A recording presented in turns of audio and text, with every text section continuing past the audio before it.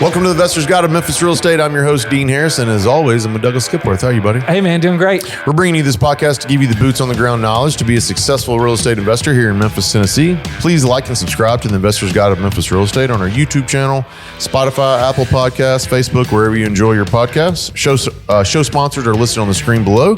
We wouldn't be able to do this show, run our personal businesses without these guys helping us. Triumph Construction, River City Title, Corland Financial, CrestCore Property Management, and Will Griffin with Griffin, Clift, Everton, and Mashmeyer. I help buyers and sellers every day.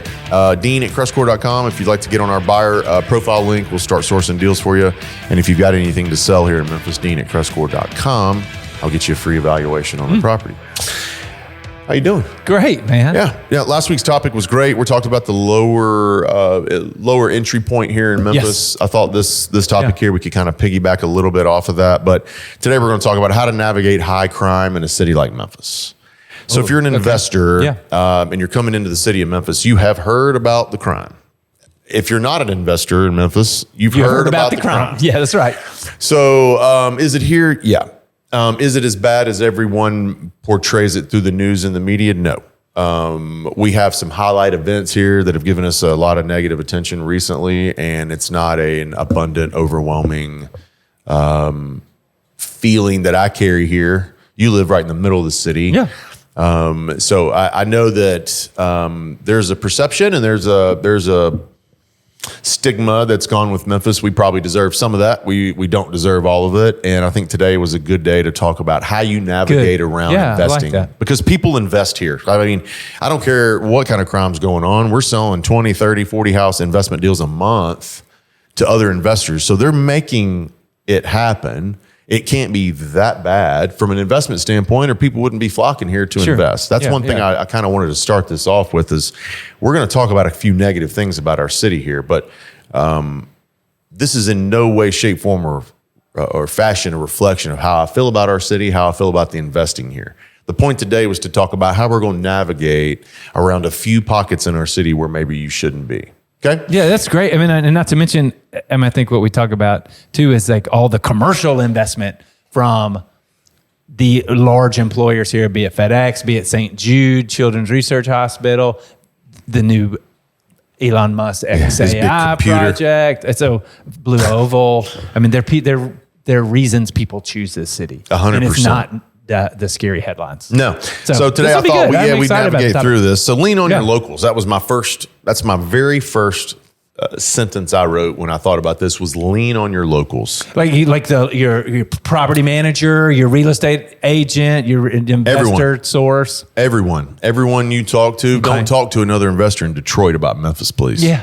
You know, there you go. Don't talk to somebody in Kansas City about Memphis. Unless they're here and they've been here, I still don't really want to hear much about it because they're just leaning on somebody else anyway. Yep. So you need to go directly to your local sources. Myself, my team, our vendor partners we just mentioned as this podcast started. Yep. So all of these folks are trained and know well enough to know that if you're in an area where you shouldn't be in, you're going to get a tip. Hey, this isn't good. They can tell you. Contractor goes out there. Hey, this isn't good. Yeah. Insurance agent, here's where you're at. Hey, be careful. I get a little bit of hold of, hey, this isn't any good. Yeah. So working and leaning on your locals, that's kind of the phrase, lean on your locals. But all that actually means is just get with vendor partners, get with your agent, get with your deal source and find out. Now, one specific question inside of that question, it was 2 podcasts ago, is about what's the first question you should ask your agent and your source is, do you own rental properties in that area? That's good. So right. Continue to go with that, but make sure your local agent, knows how to source properties. And what I always tell a new investor here is never go to a wholesaler directly. If you're not an experienced investor and you haven't done that process and gone through that, I would suggest not starting there. Okay. That's a quick way to get involved with something you don't want to get involved with. So we can talk more on that later. I can dive into that. Actually, we did a podcast on working with wholesalers, so you can actually reference that back and go back and kind of and do that. So there's a way to do that. But mine is make sure you talk to your local agents. Make sure you speak to somebody. I buy occasionally. I've bought property outside of Memphis. Okay. And I am using someone that I know that is a local agent. And I'm not totally, but I'm heavily relying on that person, even with my experience. Yes. They know their market and their immediate street by street areas and locations way better than I ever will, right? So it does require a partnership to get deals done. I am partnering with another agent in another city, and we're working deals. We've closed deals. So, I mean, I understand what I'm asking you to do here. And what I'm making sure that I tell you is that go to somebody who, is a deal source in that area, and is on a list and in a referral network. I mean, the greatest test that you can have for someone in a vendor partner network is to ask them about who does this for you, and so and so right away. Yeah. Okay. Yeah, he's great. So and so, I worked with him for years. And then you go to that person and they say, "Oh yeah, so and so great for years. I work." Whenever they can start referring you immediately to their referral network, you're in a good little honey hole. Yes. Right? You don't move. Yeah.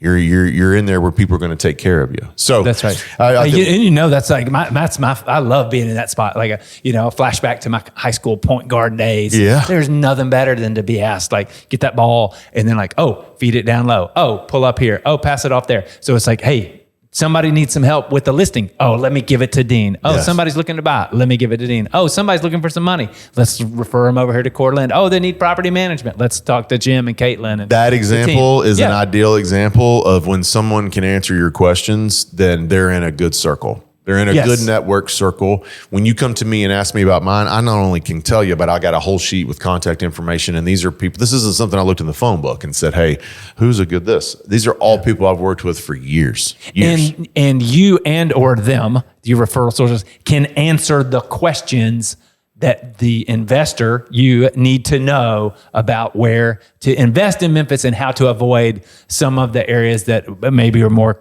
crime prone to crime or heavy to crime, whatever, there's crime out there. So how do you avoid that? How do you navigate investing in Memphis? Obvious statement here, but stay in the areas that are consistently lower in crime. We can help you with some of those stats, right?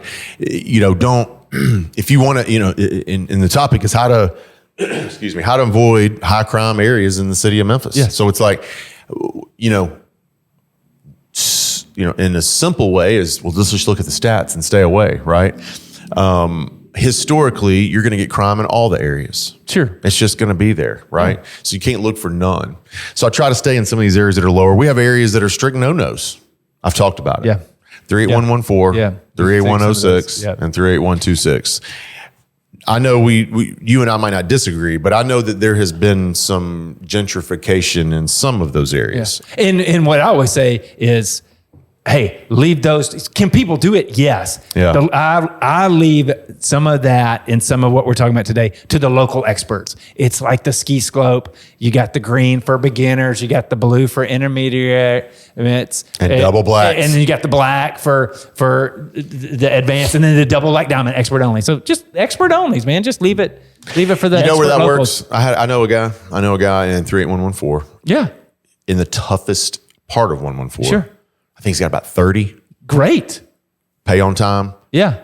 Barely any turnover. But let me tell you what he does. He's in his truck every day. For sure he is. He's a local. He's a local guy that lives over there, and he's in his truck every day. They know him, and he makes that happen like that. And good for him. But he's visible. We're talking to you, the viewer, who's probably not here doing that. No, I'm talking to the guy in California that just wants some passive income, and there is no such thing as passive income. Yeah, it's like, especially if tell me to that guy who's in his truck every day, picking up 30 rents. It's passive. Tell me about how passive is that income. So stay in the no areas we stay out of. They're going to look great on a spreadsheet, but you need to make sure that's fool's gold. Don't be suckered into an area based on that spreadsheet.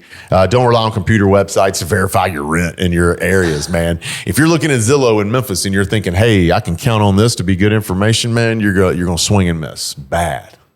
You're going to swing so early, you could swing again. Are you going to get that from your team or the property management team? You're not going to where are they going to get the good rent info? So if you come to me, I can verify rent. If I have any question at all, we go refer to our property manager. So we go to the leasing department here in CrestCore and we figure out what we can get the house leased for and verify all of that. So going to Zillow is a terrible. They had a window where you had to pay to put it on there. Yes.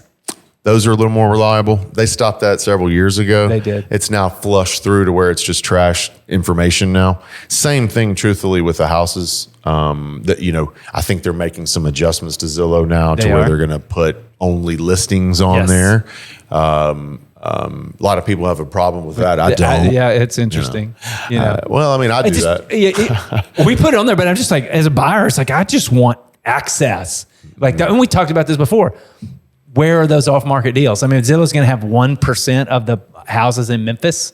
So where are the other 99 properties? Yeah. I mean, and getting representation from a computer is ass backwards anyway. So if that's your route in life, yes, you're going to struggle anyway. So don't rely on the computer websites. We talked about that. That's a little fool's gold. Most of all, trust but verify. We love that topic. It's a great term. We love that term with our out-of-state clients. Yeah. Trust me, but verify. So last week there was an investor in town had a small multifamily under contract and had pre-approval, but I think there was some like, hey, trust us with it's a lot of rehab. It may not be the area of the first project. Investor wanted to come to town. Came to town, saw the investor that afternoon, and he was like, it was a no-go. Yeah. And we were like, it's cool. He trusted but wanted to verify. Because we trusted us, but he wanted to verify that we knew what we were aligned on what we were telling him is like, this is not the one for you. But he wanted to see it, did it, canceled it, on to the next offer. Yeah, and that's kind of the trust but verify is always the thought process I use with most of even my vendor partners, right? I ask the clients to use that with me. Like just verify everything we're telling you. And the reason why I tell you to do that is because to the best of our knowledge, we're giving you the best info we've got, right? So that's what I mean. I don't have any problem with anyone saying, hey man, I like to go back and look. What I tell people to do is with a rehab, you get pictures and videos of completed rehab. That's awesome. Go have somebody put their eyes on it, yes. Right? Just verify. So yeah, this was a simple one today, but I wanted just to talk about our crime in Memphis. And I get the question frequently, and that's okay. I don't mind people asking it at all. But you and I have found a way for years and years and years to invest here in Memphis. You much longer than me, but we have found a way to make this work and stay out of areas where. Last week's podcast was good. Staying out of that low end. Since we've cleaned stuff up, I mean, you don't ever hear me talk about like, oh, I need to get rid of this. I haven't sold anything for you in a couple of years now. I don't think because I cleaned the house. Now from 17 to 21, 22. I mean, even some that straggled on. Yeah, but that 5-year period was bad. And so it's been good. It has changed like the peace of mind in the portfolio by being more strategic with your investing. Guys, appreciate you listening today. If you have any questions about this topic or anything else, Dean@CrestCore.com. I'd send out that buyer link too. If you'd like to get on our buyer profile link, I'll send that over to you. Just shoot me that email, Dean@CrestCore.com. We'll see you next time.